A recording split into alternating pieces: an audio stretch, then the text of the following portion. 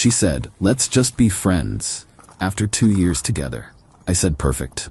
Then I treated her exactly like I treat my other friends, with boundaries.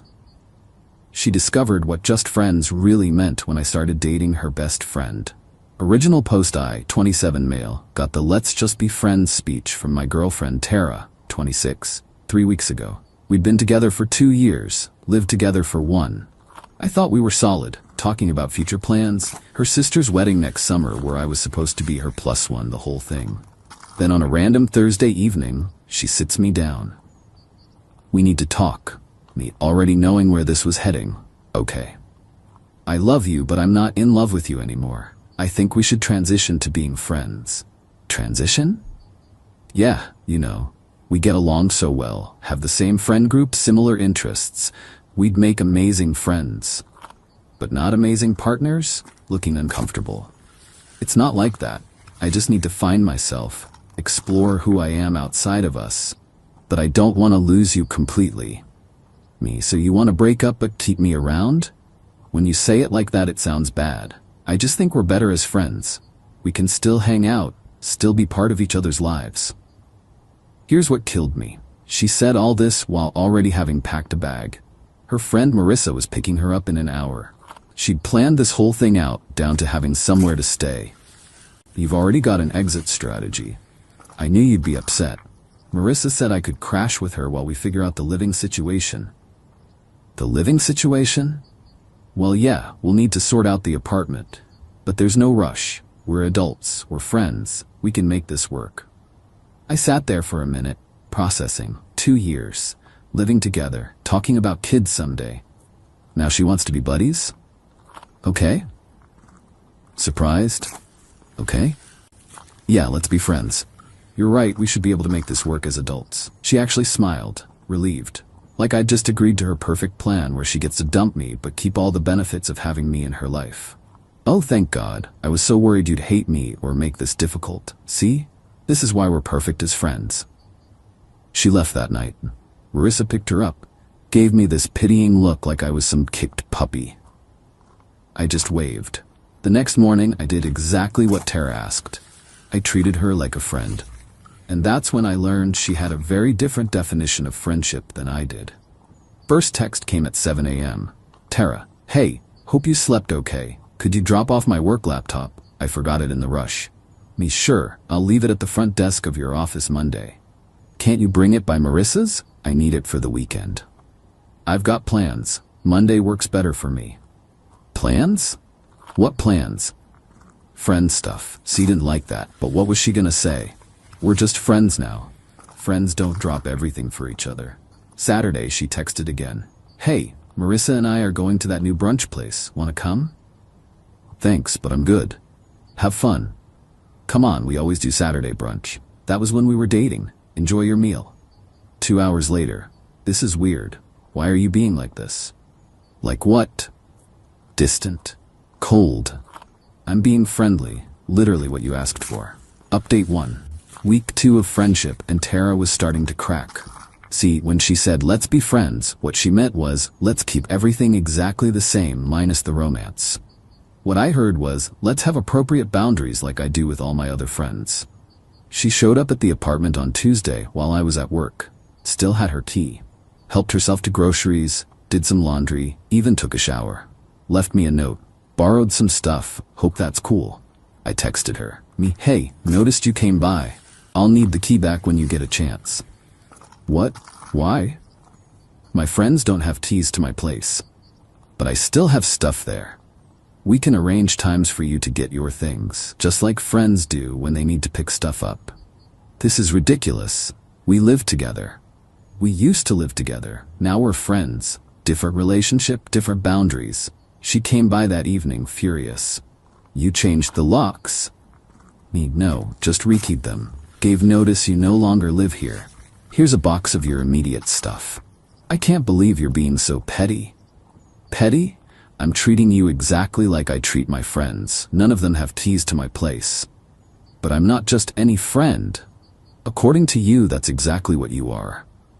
The entitlement started showing. She expected to still be my emergency contact, Still be on my Netflix, still have access to my Prime account. Nope. But the real kicker came that weekend. Our mutual friend group was having a game night. I showed up solo. She showed up with some dude named Connor. Tara, loudly enough for everyone to hear, "This is Connor. We met at yoga." Connor seemed nice enough, clearly brought as a prop to make me jealous. I shook his hand, welcomed him to game night, then proceeded to destroy everyone at code names while paying them zero special attention. Halfway through the night, Tara cornered me in the kitchen.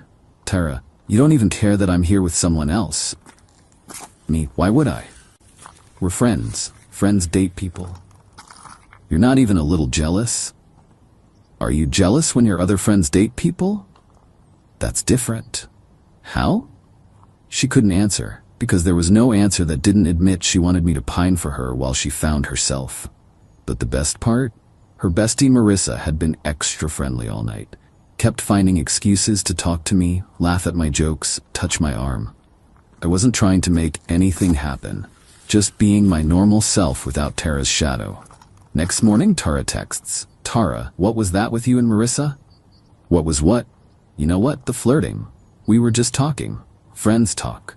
She's my best friend. And I'm your friend too, right? Friends can be friends with each other's friends. Radio silence for 3 days. Then Thursday, she tried a new tactic. I think I made a mistake. About what? Us. Maybe we should talk. Sure. What's up? In person, over dinner, our place? You mean the Italian spot? I actually have plans, but we could grab coffee Saturday afternoon if you want to chat. Plans with who?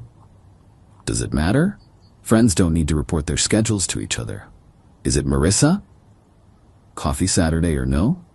This isn't how friends act. This is exactly how friends act.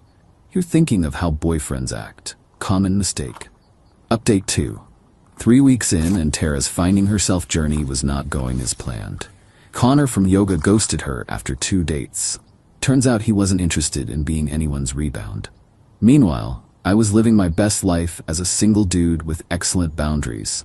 Then Marissa made her move. She texted me Thursday night, "Hey, random, but I have an extra ticket to that comedy show Saturday. Interested?" Now, I need to be clear, I didn't pursue Marissa. Didn't even think of her that way until she started showing interest. But she was fun, attractive, and most importantly knew exactly what she wanted. No games, no transitions, no keeping me as a backup plan. Me, sure, sounds fun. Marissa, great. Fair warning though, Tara's being weird about us hanging out, just wanted you to know. Noted. Still interested if you are. Definitely. Pick me up at 7. Saturday came. I got dressed up, feeling good. Hadn't been on a real date in 2 years. As I'm heading out, my phone explodes. Are you serious right now? About what? Marissa told me you're taking her out. She invited me to a comedy show. You can't date my best friend. Why not? We're both single. Because it's girl code. She can't date my ex. I thought I was your friend, not your ex. You know what I mean? I really don't. Friends don't have dibs on who their friends can date. She called 17 times. I put my phone on silent. The date with Marissa was fantastic. She was actually hilarious, something I'd never noticed when she was just Tara's friend. We talked about everything except Tara. Well, until the end. Marissa, I should probably tell you, Tara's losing it. She called me crying, saying I betrayed her. Me? How do you feel about that? Honestly, she's been a pretty crappy friend lately. Everything's about her journey and her growth. She literally told me last week that keeping you as a friend was her safety net in case she didn't find someone better. She said that? Word for word. That's actually what made me realize you deserved better, and that maybe I wanted to shoot my shot. We kissed goodnight. Nothing more, just a sweet first date kiss. I posted nothing online, told no one, but somehow Tara knew. Sunday morning 6 a.m. she's pounding on my door. Open up, I know you're in there. We threw the door. It's 6 a.m. Tara. I don't care, we need to talk now. About what? You kissed her, my best friend. Me and? I opened the door. She looked rough. Hair unwashed, eyes red, wearing the same clothes from Friday. You're doing this to hurt me. I'm living my life. You're the one who decided we shouldn't be together. I said friends, not that you could date my friends. You said you needed to find yourself. I'm letting you, while I move on. With Marissa? She's single, I'm single, we like each other. That's how dating works. She tried to push past me into the apartment. I blocked her. You don't live here anymore. I have things inside. Then schedule a time to get them, like we discussed. You're being cruel. Me, I'm maintaining boundaries. There's a difference. That's when the real entitlement showed. She started a campaign, calling mutual friends, spinning stories about how I was revenge dating her best friend, how I was manipulating the situation to hurt her. Some friends bought it, most didn't. Our buddy Jake called me, "Bro, Tara's saying you're only dating Marissa to get back at her." Me, did she mention she dumped me to find herself, but wanted to keep me around as a friend? She left that part out. Funny how that works. But Tara wasn't done. She tried to sabotage my work, called my office claiming to be my emergency contact, saying I was having a mental health crisis and needed time off. My boss called me in, concerned. "Boss, your girlfriend called, said you're struggling?" Me, ex-girlfriend, and I'm fine. She's having a hard time with the breakup. She seemed very convinced you needed help. Me, I'll handle it. Sorry she bothered you. Documented everything with HR. Started a paper trail just in case. Update 3. A month after the "let's be friends" conversation, Tara's carefully constructed plan had completely backfired. Marissa and I were officially dating. Nothing serious yet, just enjoying each other's company without the drama. Tara, on the other hand, was spiraling. She tried everything. First, she attempted to turn Marissa against me by sending her screenshots of our old conversations, love notes I'd written, intimate photos, clothed, but clearly couple photos. Marissa showed me everything. Marissa, she's trying to make me jealous of your past relationship. Me, is it working? No, it's actually showing me how patient you were with her BS. Then Tara tried the nuclear option. She claimed she was pregnant. Got a text at 2 a.m. "We need to talk. I'm late." Me, late for what? You know what I mean, I'm pregnant.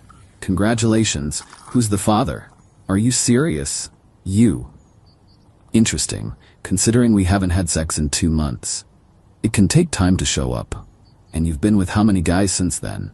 Connor from yoga? The dude from the bar Marissa mentioned?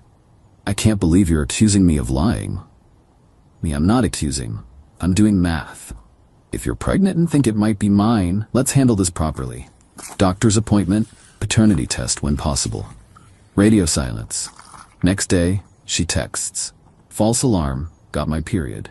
Convenient. But the real meltdown came when she realized I'd been serious about dividing our shared life properly. See, when she left, she assumed I'd keep paying for everything while she found herself. The apartment, the utilities, the shared phone plan we'd gotten for the discount. Got a call from her mom. Her mom? What's this about you canceling Tara's phone? Me, I removed her from my plan. She needs to get her own. Her mom, but she can't afford that right now.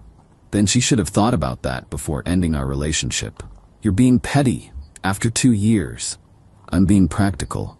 Friends don't pay each other's phone bills. Her mom, she made a mistake. She realizes that now. Then she learned a valuable lesson. The peak entitlement came when Tara found out Marissa and I were planning a weekend trip. The same beach town where Tara and I had gone for our anniversary last year. Tara sent a novel-length text about how I was rewriting our memories and disrespecting what we had. How dare I take her best friend to our special place?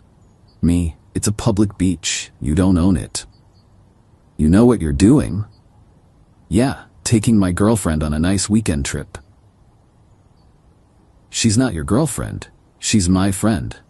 Was, past tense, she dropped you after you tried to guilt trip her for being happy. That's when Tara made her biggest mistake. She showed up at Marissa's work, caused a scene. Security had to escort her out. Marissa's boss was not amused. Marissa called me, shaken. She's lost it, completely lost it. She screamed that I stole her life. Want to file a restraining order? I might have to. This is insane. Final update. The restraining order was the wake-up call Tara needed. Well, that and getting fired from her job for missing too many days while having her various meltdowns. Turns out, finding yourself is hard when you're also stalking your ex and his new girlfriend. Last I heard from mutual friends, she moved back in with her parents. She's in therapy, Court-mandated after the work incident. She's blocked on everything by both Marissa and me.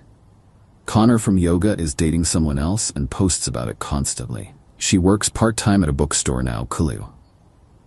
The entitlement never fully broke, though. She sent one last email before I blocked that too. I hope you're happy. You got everything you wanted. You turned my best friend against me, made me look crazy, ruined my life, all because you couldn't handle being just friends. I tried to let you down easy, to keep you in my life because I cared about you. But you had to be vindictive. You had to win. Well, congratulations, you won. You and Marissa deserve each other. I didn't respond. What was the point? In her mind, she's still the victim of some elaborate revenge plot instead of someone facing the consequences of her own choices. The truth? I never planned any of this. When she said, "Let's be friends," I took her at her word.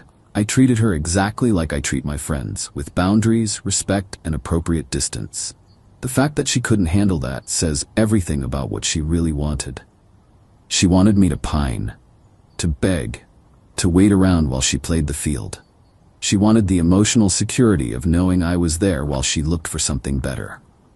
When I didn't play that role, when I actually just treated her like a friend and moved on with my life, her whole plan collapsed.